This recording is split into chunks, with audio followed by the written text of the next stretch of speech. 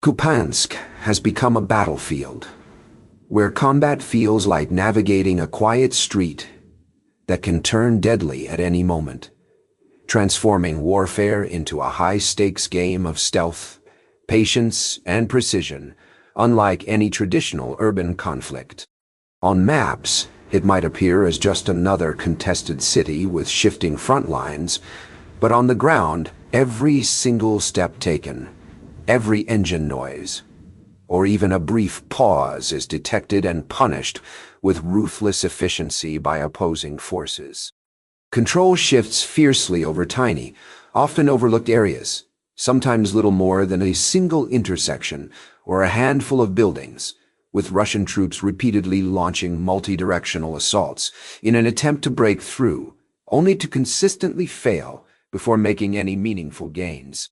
Many of these attacks falter early in what is known as the low sky zone, a highly contested airspace where drones and FPV, first-person view, drone teams dominate, turning open terrain into tightly monitored and nearly impassable corridors, which makes even the simplest movement hazardous and fraught with danger.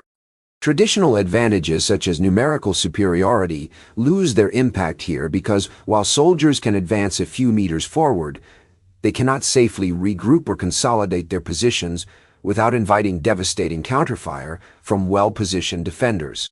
The fighting has become intensely localized, locked in narrow streets, alleys, and building interiors, with constant surveillance by UAVs, unmanned aerial vehicles, and reconnaissance teams that relentlessly scan for any sign of enemy activity.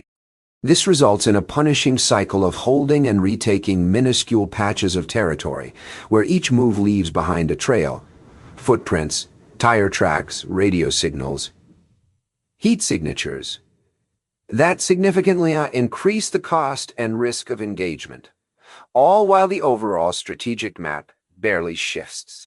This is less a decisive battle and more a grinding war of attrition where the city itself acts as both battleground and weapon, and maintaining operational tempo is absolutely crucial. Forces risk losing hard-won ground if they pause even briefly to regroup or resupply. Reinforcements continue to be sent in despite mounting casualties because withdrawing risks a total collapse of the front rather than an orderly fallback, creating a brutal dilemma for commanders and soldiers alike. More troops mean longer defense and potential counterattacks, but also present more targets to be hunted and destroyed. The pressure extends well beyond the immediate front lines, severely impacting supply lines, rest, and morale, as soldiers are tracked constantly by enemy sensors and drones, turning even routine tasks such as resupplying or moving between positions into dangerous gambles with potentially fatal consequences. From an outside perspective, it may look like a standard urban fight, but survival here depends on countless split-second decisions, where wrong moves carry irreversible consequences. Control shifts repeatedly without any decisive victory, producing a slow-moving stalemate where destruction accumulates and any progress quickly stalls. Commanders are forced into agonizing choices: push forward relentlessly at enormous cost, or pull back and risk allowing the enemy to consolidate and strengthen their hold. In Kupansk, this dilemma is even sharper because the narrow terrain routes are easily monitored and disrupted by modern surveillance technologies, making every tactical move costly, dangerous, and fraught with uncertainty, revealing how modern warfare's dominance of information and real-time battlefield intelligence fundamentally redefines what success means on today's complex and deadly battle. Over time, the concept of control evolves because merely occupying a position is insufficient if the supply routes between points are compromised. A military force can hold a location but still be effectively trapped if it cannot move supplies, evacuate wounded personnel, or rotate units without being detected. This dynamic explains why a sector can appear stable on maps, yet be precariously vulnerable in reality. It also sheds light on reports of Russian units being thinned out within urban areas even as reinforcements are deployed to the broader perimeter. though these figures are often difficult to verify in real time. The key takeaway is the emerging pattern. Saying. Repeated attempts to maintain a foothold encounter such high exposure that even routine movements become costly. At this stage of the battle, the primary threat extends beyond direct firefights to include the loss of operational flexibility, which is crucial for an army to correct mistakes. Without flexibility, minor setbacks risk escalating into prolonged difficulties. This is how a city can become a trap without a dramatic encirclement. Through relentless pressure on every connecting line.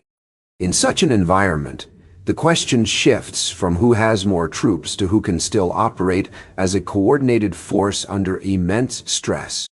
This perspective is essential when analyzing the situation in Kupansk, where the most significant developments often occur behind the scenes, in logistics, morale, and the ability to keep units mobile. Given these realities, attention naturally focuses on how attacks are being shaped and thwarted before they reach decisive terrain. Russia is attempting to encircle Kupansk from multiple directions, but these advances are consistently halted before turning pressure into a genuine breach. The pattern is not a single clean spearhead, but a series of probing thrusts designed to constrict the perimeter and force Ukraine to stretch its defenses. Reports identify northern pressure points around Halupka, eastern axes toward Petropavlivka, Podi, and Kucherivka, and southeastern pressures, including Pishani, Stiova, Nova, Salivka, and Kurilka. This wide spread is significant because it indicates an intent to create multiple simultaneous challenges rather than betting everything on one route. However, this dispersion also introduces a major weakness. Coordination becomes more difficult when each small assault must maneuver, conceal itself, communicate, and resupply under constant observation. In practice, many of these attacks are detected early, causing assault groups to lose men and momentum before they reach areas where close combat might offer an advantage. Consequently, engagements often begin on approach routes, rather than at frontline trenches or initial buildings. When units suffer losses early, they lose not only personnel but also timing, the critical element linking one attack vector to another. While some small groups may still advance, a further problem emerges. Holding a foothold is not equivalent to sustaining it. If vehicles cannot reach the position, then delivering ammunition, food, water, batteries, and evacuating the wounded becomes slow and hazardous. A position that seems secure for an hour can become a liability by nightfall. This explains why maps can display pressure from three sides while the actual ground situation remains chaotic. Pressure without secure logistics is effectively just noise. Moreover, there is a tactical pitfall in multi-axis attacks because each thrust relies on the others to draw attention away. Once one thrust is disrupted, the remaining advances lose their cover quickly, as reconnaissance shifts focus to the remaining routes, which in turn become increasingly predictable. Even if a commander deploys several small groups, the enemy does not need to defeat all of them simultaneously. It only needs to disrupt their rhythm. When the rhythm is broken, there is no synchronized surge, and without a synchronized surge, a clean encirclement cannot be achieved. This explains why encirclement can exist as a strategic goal, but fail to manifest as an actual physical seal, since a true seal requires control over the critical routes, not just pressure applied nearby. The more Russia relies on multiple small pushes, the greater the risk of turning its overall plan into a series of isolated skirmishes that fail to combine effectively. This is the fundamental problem with a scattered assault method under constant surveillance. Just one locked link can unravel the entire chain. Once the chain unravels, the battle ceases to be about rapidly seizing ground and instead becomes about surviving the approach without losing the ability to attempt again. Therefore, the key question shifts from where Russia launches attacks to what is preventing those attacks from even getting close. The primary reason Russia remains stalled near Kupansk is Ukraine's kill zone system, which operates like a day and night hunting network rather than a simple defensive line. This is not merely a few drones flying overhead. Reports describe something more akin to a drone wall that establishes a buffer zone where forces struggle to assemble without being detected. In this scenario, the sky acts as a sensor grid, and the ground becomes a space where any discernible pattern can be identified as a target. Some sources even describe the depth of this kill zone stretching several kilometers from the contact line, which is significant because it pushes the danger far beyond the trenches. As a result, a unit may still be outside the fight on paper, yet in reality, it is already inside a monitored corridor. The crucial point is not just the quantity of drones in the air, but how they are organized into layered systems. Reconnaissance drones search for heat signatures, movement, fresh tracks, and terrain changes, then feed that information into an attack cycle that can be initiated within minutes. FPV teams do not have to wander blindly. Instead, they can hold back, remain ready, and strike once a target is confirmed. Other platforms maintain continuous surveillance, so a group cannot simply vanish after being spotted once. This sustained tracking makes the system feel relentless. When tracking remains unbroken, the enemy loses the ability to reset the fight by slipping away briefly. This fundamentally changes how assaults fail. Rather than being stopped by a single overwhelming burst of firepower, many attacks are worn down through repeated contact, continuous pressure, and successive small strikes at the worst moments. A column that pauses to check a route remains visible for longer, and a squad that bunches up near cover becomes easier to target.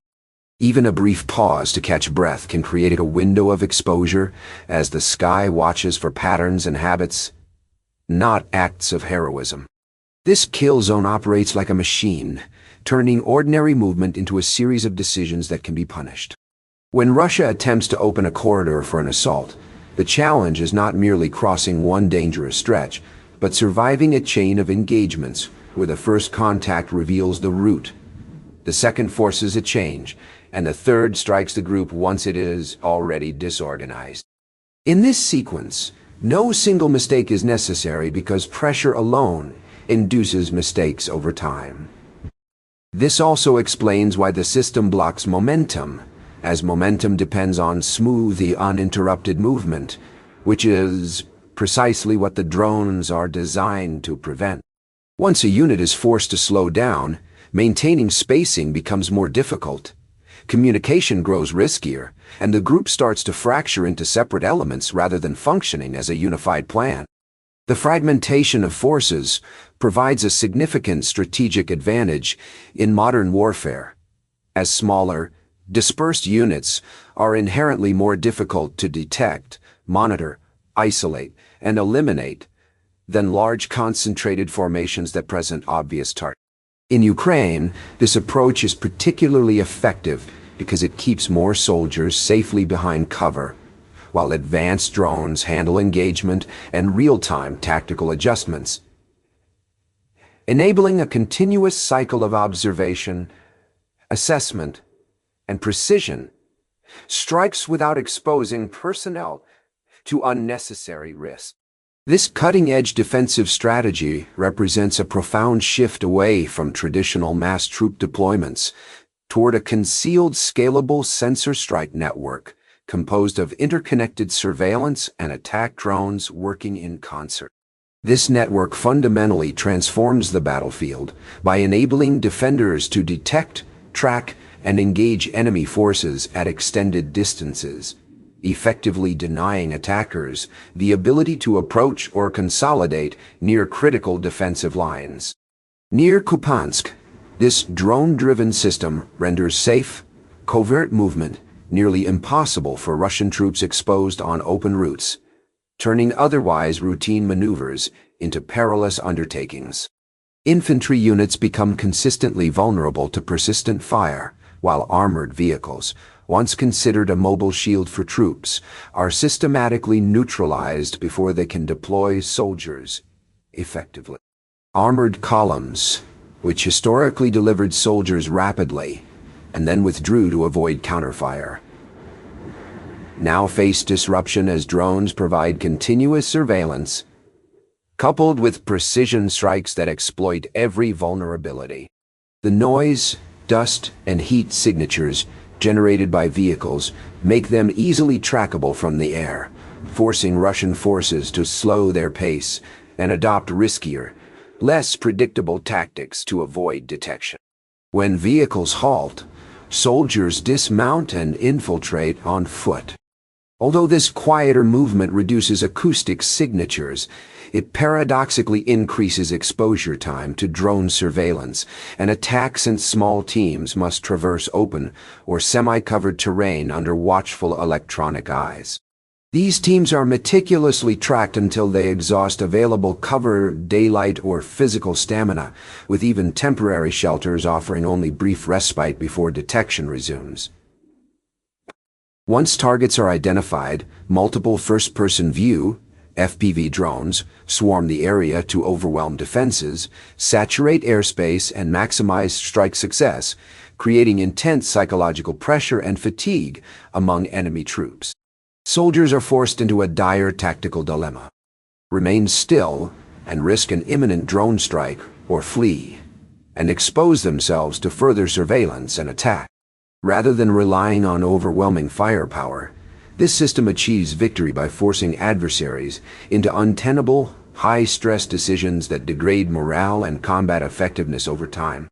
A captured Russian soldier who guided groups through this high-threat zone survived multiple, failed infiltration attempts, underscoring the immense difficulty of navigating under constant drone surveillance despite complex, carefully planned paths and the presence of minefields. This reality explains why assault teams often appear active in the field but fail to hold ground, arriving fragmented, exhausted, and undersupplied due to relentless attrition and operational disruption. Commanders now increasingly favor dispatching small, agile groups repeatedly, rather than risking large, easily targeted columns, reflecting a fundamental tactical shift driven by the integration of unmanned aerial systems into modern combined arms doctrine, highlighting the growing dominance of drone warfare and shaping battlefield out. Even small groups face relentless surveillance, highlighting that the battlefield challenge extends far beyond mere firepower to encompass the constant, pervasive fear of being tracked, located, and attacked during inherently vulnerable moments, such as movement across open terrain or while attempting to rest and reap. This omnipresent threat creates what is often referred to as the "no way out kill zone," an area where exits are as perilous as entries, effectively trapping forces in a lethal crossfire with minimal opportunity for safe withdrawal or maneuver. Ukraine has skillfully exploited this dynamic by minimizing frontline exposure and deliberately turning contested zones into attrition areas where sustained pressure and interdiction tactics systematically wear down enemy movements over time.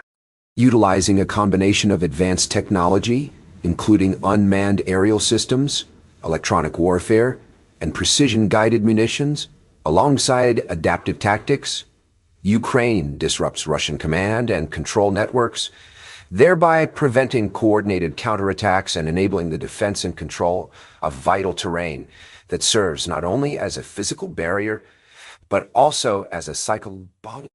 In hotspots like Kupansk, this comprehensive strategy effectively traps Russian forces under incessant pressure and inflicts heavy casualties, significantly limiting their operational flexibility and strategic options.